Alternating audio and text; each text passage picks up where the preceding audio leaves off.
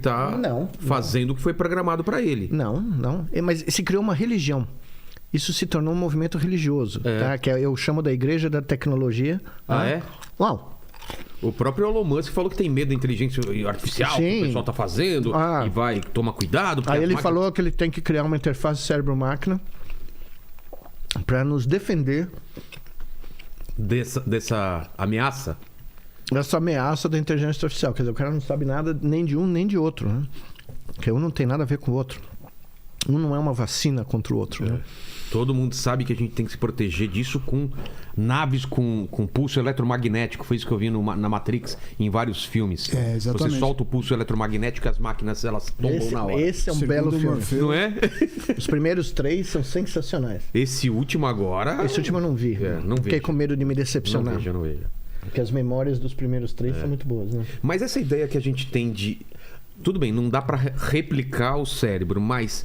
aumentar o nosso nível de processamento? Você pode aumentar o comportamento humano. É o que nós fazemos desde que nós saímos das árvores, né? Quando o carinha inventou aquele primeiro machadinho... Já era uma extensão, uma coisa para aumentar... Mas você usou a palavra correta, porque todas as tecnologias que nós criamos são absorvidas pelo cérebro como se fossem parte de nós. O carro é uma extensão. Seus óculos.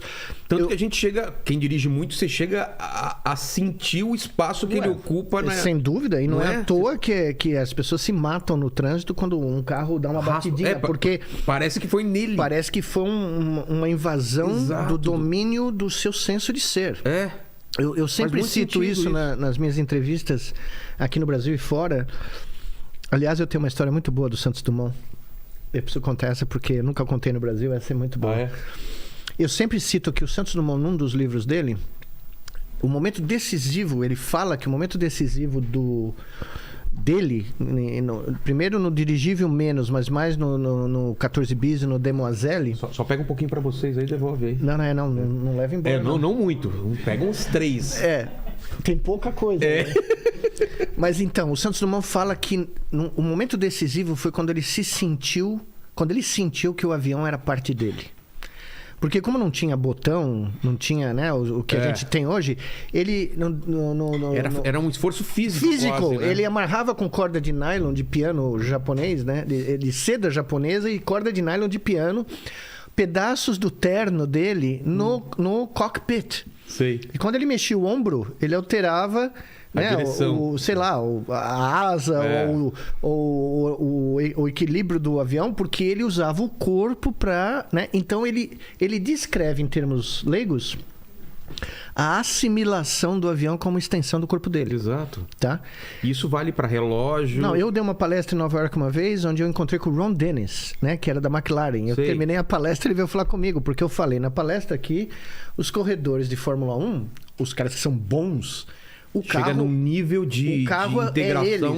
O carro é eles. A integração é completa. E eu descobri, ele me contou, que o Ayrton Senna e outros pilotos famosos não queriam ter o assento com almofada. Eles sentavam no metal. Para sentir melhor? Para sentir a vibração. O carro, a vibração da suspensão. E saíam com hematomas, saíam todos machucados, porque eles queriam ter aquela sensação e que o Ayrton Senna, por exemplo, e o Alan Prost eram capazes de ajustar a suspensão melhor do que o sistema da Honda automático, né, de telemetria da suspensão do carro, né? Pra você ter uma ideia. Sabia onde estava o problema. Mas a minha história do Santos Dumont é melhor que essa. Quando eu comecei a viajar muito pelos Estados Unidos, né, a Embraer começou a vender muitos aviões de rotas curtas nos Estados Unidos. Né? Basicamente, teve uma época começo dos anos 2000, que era um monopólio. Eu entrava no avião, era o avião da Embraer, né? E eu sempre sentava do lado de um americano, né? E tava lá o americano, eu pedia minha coca zero, o cara pediu o uísque, a vodka. Não era nem zero, era Diet, né? Não, ainda é, né? Ainda zero, tem lá, né? A Diet a zero não pegou lá, não né? Pegou. Teve uma época que o Brasil criou uma coca com limão. Era Pepsi com limão também? Não, tinha Coca. Foi criada na Coca. É mesmo, foi criada aparentemente pela versão brasileira disso aqui. Duvido, né? Não pegou lá nos Estados Unidos, mas enfim. Eu sento sempre no avião, o cara começa a tomar, encher a cara, né? Eu falo, belo avião, né? Aí o cara fala, é sensacional, gosto muito, né, tal. O senhor sabe, feito no Brasil, né? Aí o cara gela, né? O cara fala assim... O cara tava tão tranquilo. Não, o cara tava tão tranquilo. Como é? Não é da Boeing? Eu falei, não, imagina, esse avião é da Embraer, construído num lugar perto de onde eu cresci. Ele fala, meu Deus... E é bom. Os constroem sambando? É bom. Eu falo, não, é bom porque nós inventamos aviação. Aí o cara, como? Foram os irmãos, né, Wright que fizeram. Aí eu catequizei um por um ao longo dos, né, eu tenho... É um trabalho árduo, mas é um trabalho árduo fazendo... de catequese, eu tenho vários milhões de milhas na minha vida, mas é um por um, eu vou indo, né? 134 pessoas já foram convertidas. Termina o voo... cara, ou ele sai completamente convencido da capacidade da indústria aeroespacial brasileira, né? Ou ele nunca mais voa, né? Ele vai olhar antes. Porque o medo que ele passou na subida e na descida. Mas é sensacional ver a reação, porque os caras não fazem ideia, né? Não fazem ideia que foi feito aqui, foi feito por engenheiros brasileiros, inspirados, né? No exemplo de um cara. Exato. Um louco que nunca foi pra escola. A gente chamou o nosso projeto, né, homenageou o Santos Dumont, né, para criar o nosso instituto de pesquisa lá no Rio Grande do Norte, as escolas, tudo. E eu sempre dizia para os molecados, né, se Santos Dumont tivesse ido para a escola típica brasileira, no primeiro dia, aquele dia que a professora chegava e falava, o que você vai fazer quando crescer? Né, o cara, você é advogado, você é médico, eu vou voar. Vou inventar um avião. Vou voar. Eu ia pro canto, né? Exato. Ia fazer tabuada, o resto não ia ter a chance nenhuma, né? Exato. Mas ele voou. E isso é uma das poucas raridades da história do nosso país. É um cara que prometeu e cumpriu. E cumpriu, né? E cumpriu de uma maneira explosiva. Ele não voou num lugar secreto. Ele voou na França, deu a volta na Torre Eiffel para 1 milhão. O que é para fazer? Fazer isso? Então, tem que fazer em 30 minutos, tem que ir lá dar a volta. Ah, mas não pode ninguém estar olhando, né? Não, tinha 1 milhão de pessoas assistindo ao vivo. É como se... Você imagina você ter a capacidade de voltar a esse momento da história como deve ter sido emocionante, né? Não, tem relatos. O Santos Dumont ficou tão famoso que tinha um doce chamado Santos Dumont. Na Europa ou aqui? Em Paris. Em Paris? Nossa. Era como se fosse uma bomba de chocolate com o dirigível. Olha só. E chamava-se Santos Dumont. O cara foi a primeira celebridade do mundo. No dia seguinte, do primeiro voo dele, né? No 19 de outubro... 1901, tinham acabado de pôr as linhas telegráficas no oceano que conectava a Europa com os Estados Unidos, com Nova York. Saiu na capa do New York Times. Caramba, velho. Quando os irmãos Wright voaram, né? O título eu comprei o facsímile disso, eu tenho nos Estados Unidos na minha casa. A manchete do jornal de Toledo, Ohio, que é a cidade dos irmãos Wright, mas eles voaram na Carolina do Norte, tá? Em segredo. Porque eles queriam vender para o Pentágono, né? De cara, eles queriam vender para o Departamento de Defesa. Quando eles voaram, a manchete do jornal da cidade deles é a seguinte: garotos de Toledo reproduzem o grande Dumont. Olha só. Você tem uma ideia como ele era, né? Conhecido, né? Conhecido no mundo inteiro. E os maiores cientistas do mundo queriam se encontrar com ele. Ele não ganhou o Prêmio Nobel de Física, não sei porquê. Para ser honesto, eu não tenho a menor ideia da razão que impediu, né, ele de ganhar, porque ele nunca foi para a escola, nunca teve aula de física, mas ele, na prática, inventou o mundo moderno, né? É um divisor de águas, né? E essa coisa do imaginário do ser humano que sempre teve de voar, né? Eu imagino que desde o começo das coisas o homem olhava para o céu e imaginava voando os pássaros e tudo mais. E esse cara, com 17 anos, quando ele era o herdeiro das maiores fazendas de café do mundo. Quando o pai dele morreu, perguntaram para ele, a mãe perguntou para ele: o que você vai fazer? Você é o homem mais rico do mundo, um dos homens mais ricos do mundo. Ele falou: eu vou voar. Ele usou o dinheiro e o tempo dele para... E você sabe o que é a coisa mais maluca? Sinceramente, isso eu contei 2 vezes na minha vida, mas eu tenho que contar em homenagem ao meu grande amigo que faleceu recentemente. O Santos Dumont, brasileiro, tinha o mecânico-chefe dele, o sobrenome dele era Chapin. Chapin. É C-H-A-P-I-N. Chapin. Tá. O nome do meu orientador americano louco que eu falei pra você é John Chapin. Olha a coincidência. Meu. Quando eu contei isso pro John, o meu amigo, né, que faleceu 3 meses atrás, não, 6 meses atrás, ele falou: não é possível.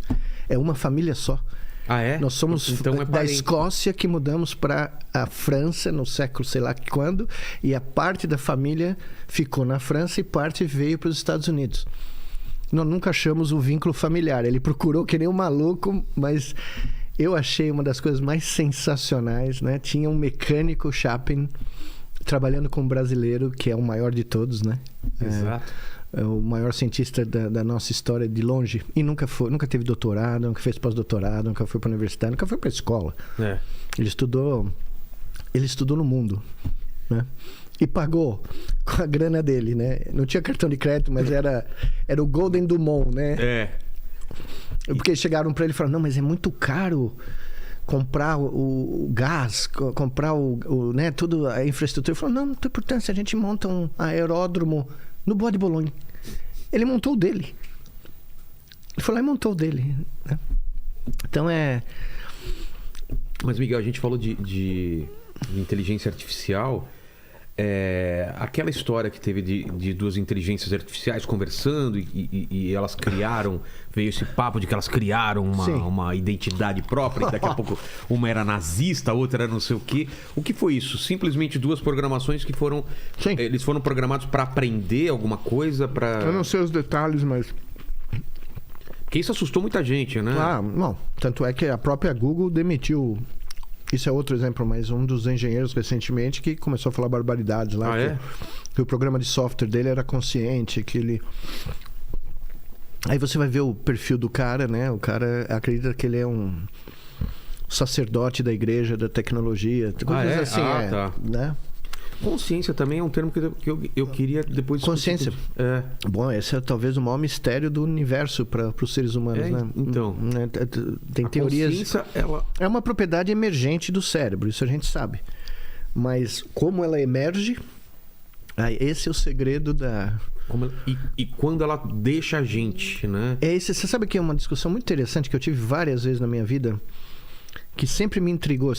Eu nunca pude formalizar isso cientificamente, porque não é uma pergunta que a gente consegue fazer cientificamente. Mas não é sensacional você imaginar o momento em que a vida surge, do nada, e no momento que ela desaparece? É um momento, né? Eu me lembro na faculdade de medicina... No momento não é, isso. No outro é. Não, mas é uma transição. Uma das coisas que mais me abalou na minha formação médica... Eu não estava preparado, eu tinha 20 anos. É ir pro pronto-socorro do Hospital das Clínicas do nada, né? No quarto ano, quinto ano. E de repente você tá lá, 83, 22 anos eu tinha. E você vê alguém morrer. Então, eu nunca vi esse momento. Não. É uma coisa que ninguém consegue explicar. Tem um movimento, tem uma pessoa e de repente não Por tem outro mais nada. lado, você vai para o outro oposto. Quando você tá na pandemia, eu fiquei 20 meses aqui em São Paulo trancado em casa. De repente eu me via conversando com meu pé de manjericão, né? E se tivesse tempo suficiente, ele ia responder. Ele ia responder, porque foi quase. Mas aí você vê uma semente cair na terra e de repente daquela semente você você vê vida surgindo, né? E essa vida alimenta outras vidas, porque de repente, né, aparece passarinho, aparece não sei o que, você tem um ecossistema de vida e você vê aquele momento onde não era e era, e de repente né? E esse é um dos momentos, né, da biologia, para quem é um biólogo, um cientista como eu, é um dos fenômenos mais intrigantes, né?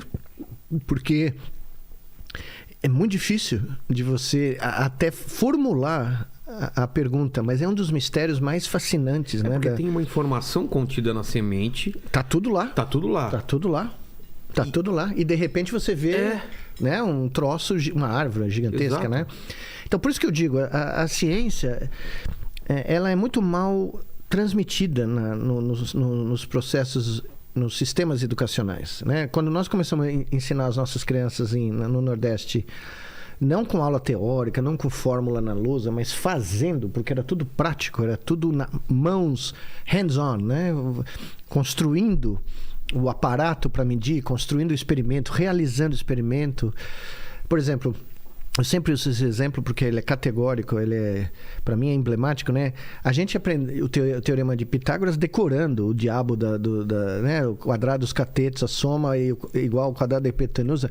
Ninguém nunca deriva o teorema de Pitágoras como o diabo do Pitágoras, ou quem quer que seja da equipe dele que derivou. Então nós fazíamos a criançada construir os triângulos, aí eles punham um quadrado, que é pegar o lado do triângulo, fazer um quadrado com aquela medida, daí pegar o outro, fazer o outro quadrado, aí fazer um quadrado com a hipotenusa, medir a área e ver que bate. Entendi. Quem vai esquecer? Nunca mais. A criançada, eu falo isso o tempo inteiro, aprendia parábola, equação do segundo grau, soltando uma garrafa PET como foguete e vendo ela fazer a parábola. Né? Então é algo que, né? Lúdico, né? E aí a ciência não é um barato para uma elite, né? Pensante, não. Ela é parte do nosso dia a dia, né? Você está cozinhando em casa, você está fazendo ciência. Você está regando o sua jabuticabeira, outra minha companheira de pandemia, você está, né? Você está fazendo ciência, você está vendo o que acontece, né? Então, são coisas que nós criamos barreiras de acesso, né? Que impedem que as pessoas desfrutem dessa coisa maravilhosa que é a capacidade do cérebro humano de aprender desde o primeiro sopro de vida até o último. Essa história que cachorro velho não aprende truque novo é mentira. Não, é mentira. A neurociência já desmentiu isso, tá? Categoricamente. E eu acho que isso também a missão dos cientistas profissionais. O Alzheimer, o que é? O que acontece com os neurônios? Eles começam a morrer, né? Eles começam a morrer numa quantidade absurda, explosiva, né? E aí você, evidentemente, tem o sistema nervoso, ele é muito resiliente a perdas. Eu sempre uso esse exemplo